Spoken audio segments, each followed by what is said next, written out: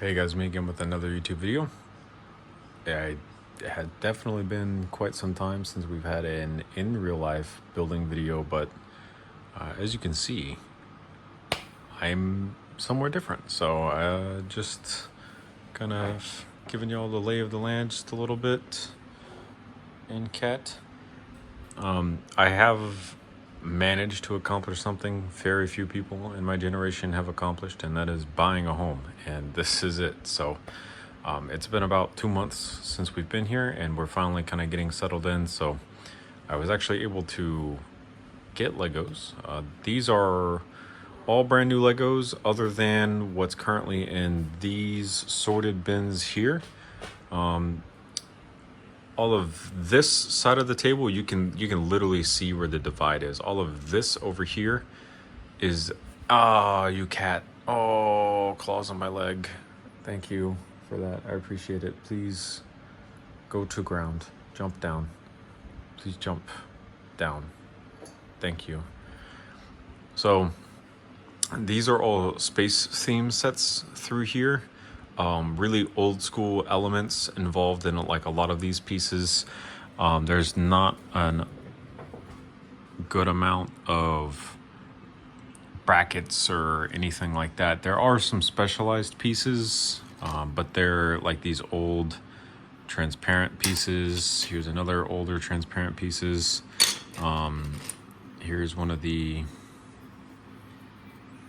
minifigs. If I can, my fingers would work correctly. So, definitely older pieces here, and I've been trying to make it work. Remove this plate. And then this came out of the shoebox. The shoebox was $10. My grandmother bought it, but she was able to find, like these are more normal pieces that we would see nowadays. There is this one elf set mixed into it that got bought for $5. I've been kind of pulling things out and everything, but so this is what I'm working with, plus everything that's organized in these bins, which came from my previous sorting. So these are actually sorted by LDD category. So like most of my Technic bricks are here, flat pieces are here, regular bricks are here, and wall panels. These are more flat pieces, but like the biggers, like the 4x4s, 4x6s, those. These are like more specialized elements, and then this one barely has anything in it. I never got around to sorting anything into that one, but so that's what I'm working with as of right now. What I'm currently working on is we'll zoom out here. This thing here, let me press shift to move over. So this is a Korsak EM-1. This took place like right before the other EM-1 project that you guys are probably more familiar with, the Thorpe EM-1. This is kind of a light machine gun bullpup thing that the British Korsak company was working on to try to get a military contract. And then it kind of slightly transitioned into basically being the other EM-1 project from there, where instead of going with the whole light machine gun aspect of it, they wanted to go more toward the intermediate caliber rifle that's just fully automatic. So I have this picture scaled correctly to its 43 and some odd inches long configuration, which puts it at about 130 studs total. And as you can see, this is what I'm currently working on here. Let me move over again. So this is like a 1 stud wide representation of what we're actually working with in real life. So I always keep it in this side view as best as possible to kind of match these curves and everything that we have going on. So the red is red in real life, and the red is red in real life, and then the blue here is a dark bluish gray in real life with a couple accent colors mixed in here and there because I just kind of don't have much. But point of making this video entirely is to focus kind of a little bit on this kind of lower receiver trigger pack right here, and then the starts of this pistol grip here, because this is difficult to kind of accomplish with very limited pieces. So I kind of wanted to show a little bit of how this is actually currently being done. So dark bluish gray is going to be 4 studs, and then the main kind of part of the pistol grip up here is 5, and then it transitions back to 4. So a little bit of doing that is also trying to reinforce this. So obviously in LED we could just take these jumper plates and we could line them up down the entire side, but I don't have that many red jumper plates in real life. So there's only one here at the front, and then there's one at the back way down there, and then all the rest of that is filled in between using plates. I unfortunately don't have a 1x1 in red, so we've just had to replace it with a round. Why are you back up here? Get down. Get down. Come on. Stay off the table. I'll clean it up tonight, but for right now, stay off. Stay off. So you can see these are plates in between, and then this is the 5 stud section, but obviously only having 1 stud here, 1 stud on the other side, 1 stud back here, and 1 stud on this side isn't going to really kind of hold this together. So to kind of get around that, we have this L Technic lift arm that locks in using an axle through the top, and then obviously the whole Technic bricks on the bottom. So there's one there. There's a second one where these 2 gray ones are right here. So that locks that side in, and then it's hidden up underneath those slope pieces right there. And that locks kind of this to the gray part of the receiver, the 4 stud wide, which is pretty easy to do. And then obviously I wanted to get the slopes here transitioned to 4 from 5, and I don't have a lot of the inverted slopes, and then trying to invert this in the proper way is going to be difficult with the space constraints of trying to keep this to spec for the reference image. So that means this needs to be flipped upside down using internal methods so that this isn't sticking too far down. So to do that, we've used a Technic brick here. It locks in here, and it locks in down here, and then this side is just upside down, and the stresses are made here against the receiver here.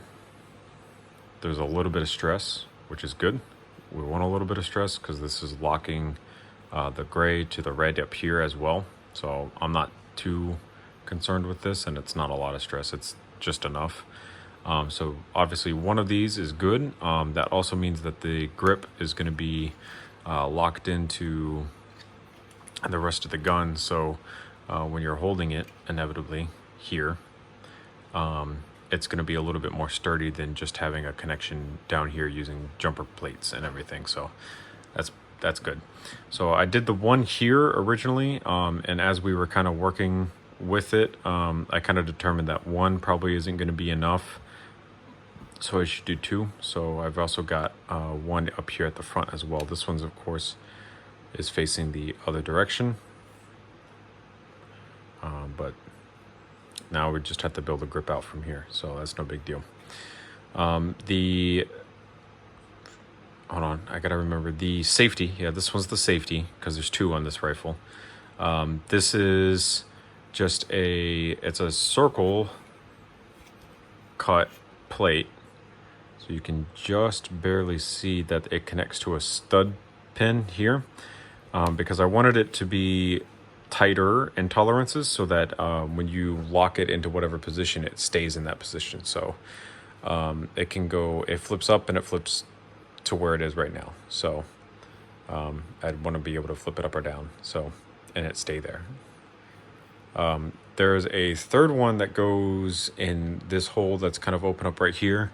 I kind of have it mocked out a little bit sitting here, but I've been trying to figure out how to kind of make it work appropriately. So that's that. I have the start of the trigger guard down here at the bottom, and then I do have a start of the trigger here. That's what this, you can see the half Technic lift arms connected into something with the grill plate in the front. That's the start of the trigger. I don't have any rubber bands in this house, so to actually get that to work, it's on a Technic shock absorber. So if we take in, if I can get my finger on it. All right, hold on, let me flip this and flip that. All right, there we go. So I've got my finger on the bottom of the trigger, so as we pull the trigger backwards, the shock absorber goes forward. Obviously that puts the spring under pressure and it wants to push the trigger back as a reset. So I have done a system like this before on a very old kind of like P90 lower receiver, and it worked out great. For those of you who have been around the channel for a while, this is obviously, once this gets buried in the gun itself, there's really no reason to kind of replace it, because it's not a rubber band that will break. It's constantly being, you know, it's a piece of metal, so it's a little bit better than a rubber band system, but can only really be used when you have a lot of space. So the trigger will be built off the back end of this Technic piece that's locked in here, and hopefully these studs hold up very well underneath the pressure of moving this back and forth. So super happy with this so far. So this is the lower receiver to a Korsak light machine gun.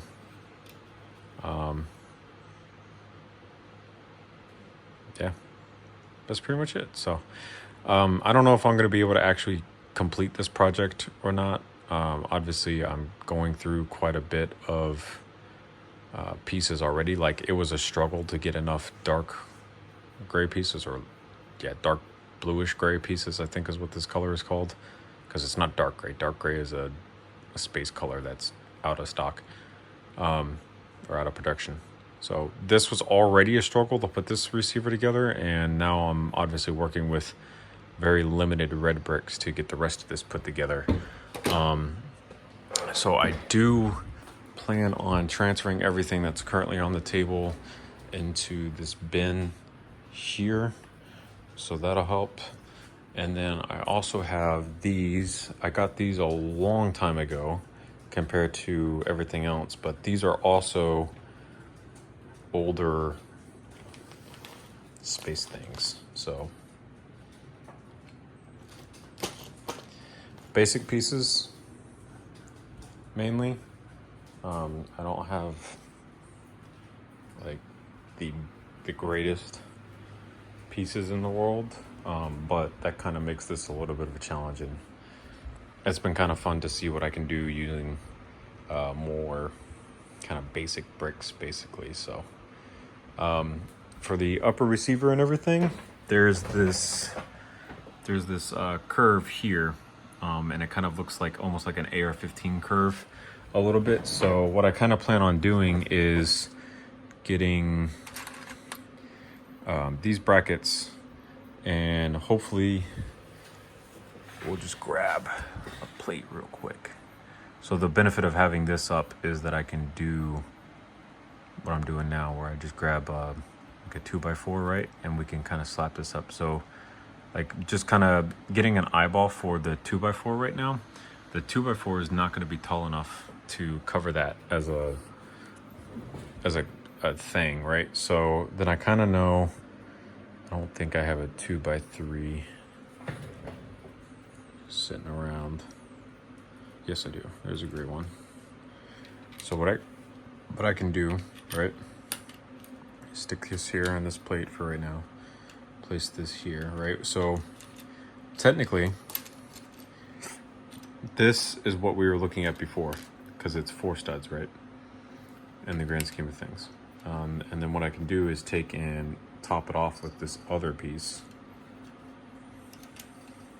and that'll make 5 studs. Jeez, if I can get this off. So that'll make 5 studs, and it'll give it a slight curve to itself. And then if I need to, I can recess this into the gun a little further, and instead of putting this plate here, we can instead use like these. I seem to have some of these, or at least a decent amount of these, where we can make the curve of the upper by placing these sideways like this. And then that will hopefully save on piece count just a little bit, but you never really know in the grand scheme of things. So I'm going to try my very best to finish the project, and then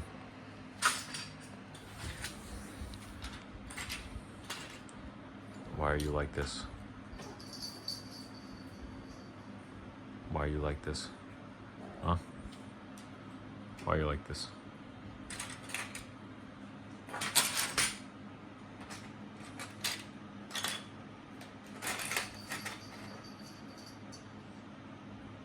Weird cat. Alright, well, I'm getting off. Thank you guys so much for watching. Remember to comment, rate, and subscribe for more videos similar to this one. Hopefully, I'll see you guys later in another YouTube video some other time. Thank you.